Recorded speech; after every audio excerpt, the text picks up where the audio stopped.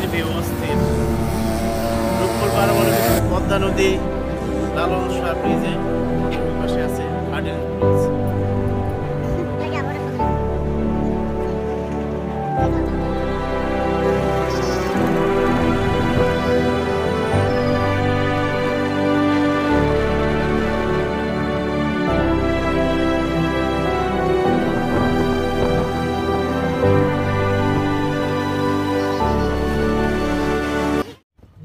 আসসালামু আলাইকুম, কেমন আছেন আপনারা সবাই?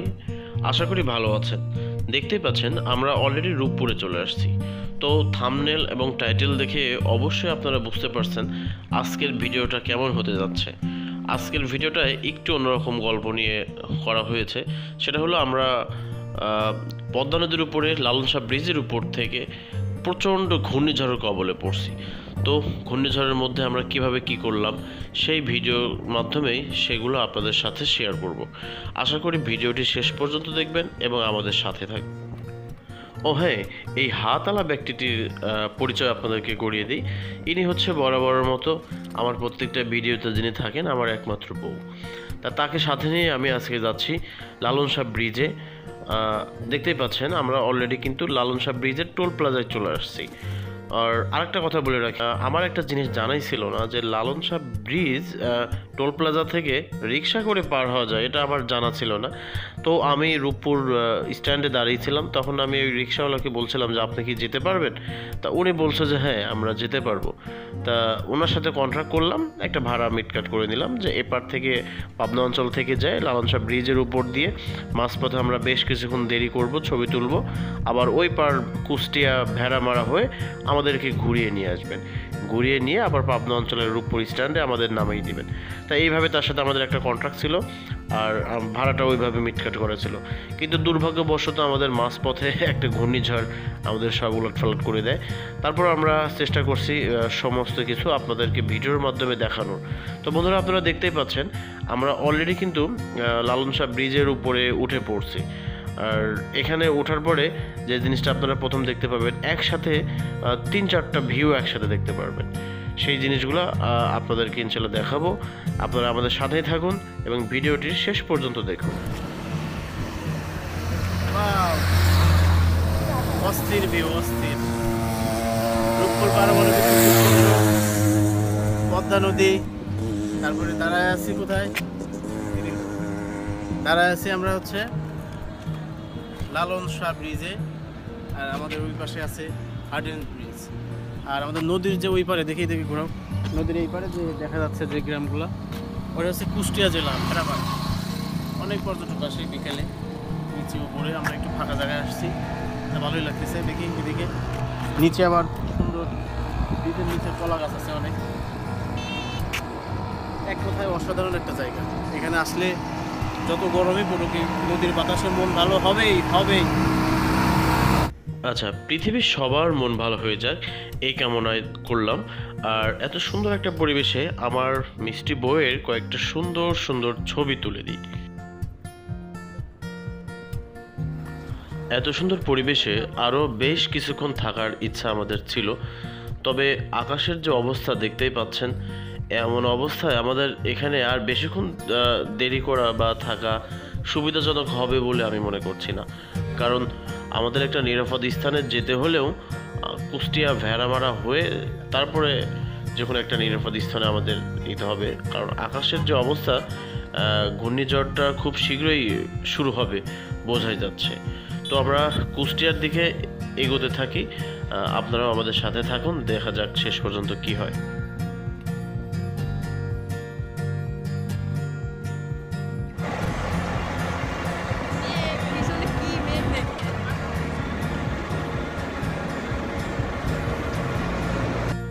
তবে বন্ধুরা, ভিতরে অনেক ভয় ভয় কাজ করছে, তবে তারপরও এত সুন্দর একটা পরিবেশ, এইরকম একটা মুহূর্ত কখনো আমি ফেস করি নাই। তাই এরকম অবস্থায় আমার রিক্সায় করে লালন শাহ ব্রিজে যেতে আমার কিন্তু ভেরি ইন্টারেস্টিং মনে হচ্ছে। বন্ধুরা, আমরা লালন শাহ ব্রিজের উপরে থাকা অবস্থাতেই দেখুন অলরেডি কিন্তু ঘূর্ণিঝড় শুরু হয়ে গেছে। তো এই ঘূর্ণিঝড় আমার কিন্তু ঝড় টড় এগুলো বেশ ভয় লাগে।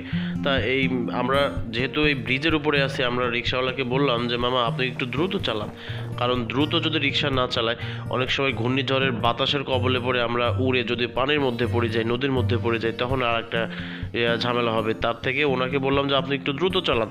কুষ্টিয়া ভেড়ামারার ওখানে যে কাউন্টার আছে বা টোল প্লাজা আছে, ওখানেও আমরা একটু রেস্ট বা নিরাপদ স্থানে যেতে পারবো। তা আমাদের কথা শুনে রিক্সাওয়ালা মামা আসলে অনেক দ্রুত চালাচ্ছিল, দেখতে পাচ্ছেন। আর বাতাসের প্রবল বেগ অলরেডি কিন্তু বেড়েই চলছে।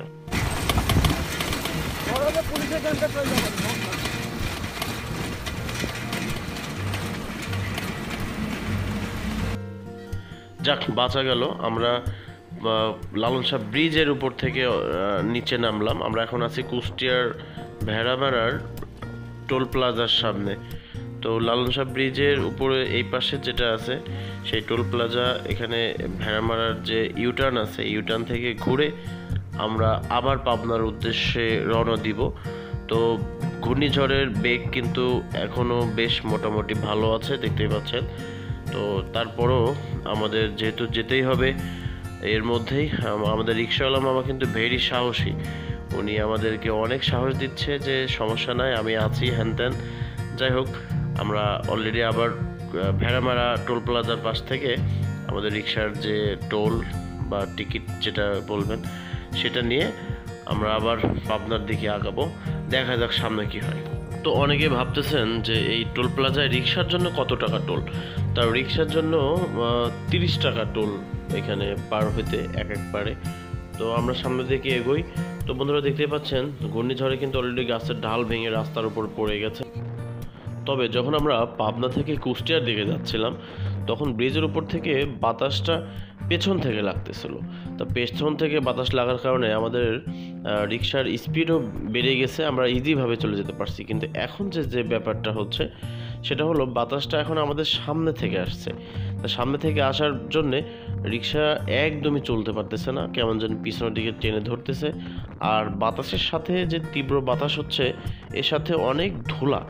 এই ধুলাতে চোখ খুলে তাকানোও যাচ্ছে না, আর আমি তো ক্যামেরাও ধরে রাখতে পারতেছি না।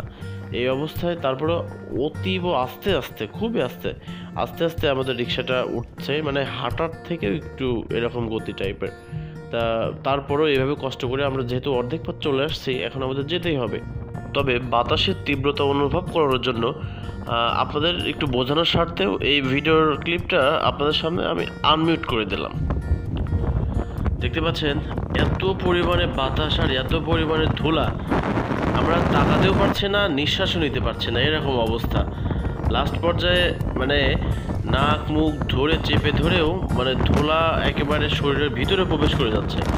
সব মিলে যেটা মনে হচ্ছে যে আমাদের ভেতরে এমন কোনো জায়গা নাই যে যেখানে ধুলা লাগতেছে না, বালু লাগতেছে না।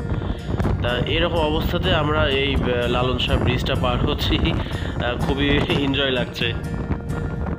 বন্ধুরা দেখুন, যাওয়ার সময় ওই পাশ থেকে এই জায়গাটার কি একটা অসাধারণ ভিউ দেখিয়েছিলাম, আর এখন ঝড়ের কবলে পড়ে রূপপুর পারমাণবিক বিদ্যুৎ কেন্দ্রের অবস্থাটা দেখুন। মানে তার ভিউটাই কেমন হয়ে গেছে, মানে একেবারে আকাশ পর্যন্ত, মানে মাটি থেকে নদী থেকে একেবারে আকাশ পর্যন্ত পুরাটা ধুলোয় ভরে গেছে, কিছু যেন দেখাই যাচ্ছে না, এরকম একটা অবস্থা। যাই হোক, আপনাদের দোয়ায় আলহামদুলিল্লাহ আমরা একদম মোটামুটি নিরাপদ স্থানে চলে আসছি, আর নদীর এক পাড়ে চলে আসছি। অলরেডি আমরা পাবনা এরিয়ার মধ্যে চলে আসছি, যেটা রূপপুর এরিয়া বলে। তা এখন এখান থেকে আমরা সরাসরি চলে যাব রিক্সাতে করে রূপপুর স্ট্যান্ডে। আর একটা কথা বলে রাখি বন্ধুরা, আমি আসলে প্রফেশনালভাবে ভিডিও তৈরি করতে পারি না। আমার নিজের শখ করে বা নিজের যেখানে ঘুরি এইগুলাই জাস্ট নিজের মতো করে একটু ভিডিও করে রাখি, আমার নিজের দেখার জন্য হলেও আমি ইউটিউবে পোস্ট করে রাখি। তো আপনারা আমার এই ভিডিওগুলো দেখে যারা মজা পান বা ভালো লাগে, তো পরবর্তী ভিডিও দেখার জন্য অবশ্যই চ্যানেলটি সাবস্ক্রাইব করে রাখবেন। আর ভিডিওটি, যেহেতু আজকের ভিডিওটা অনেক কষ্ট করে করা হয়েছে, ভিডিওতে লাইক দিবেন, আমাদের সাথেই থাকবেন। ধন্যবাদ, ভালো থাকবেন, আল্লাহ হাফেজ।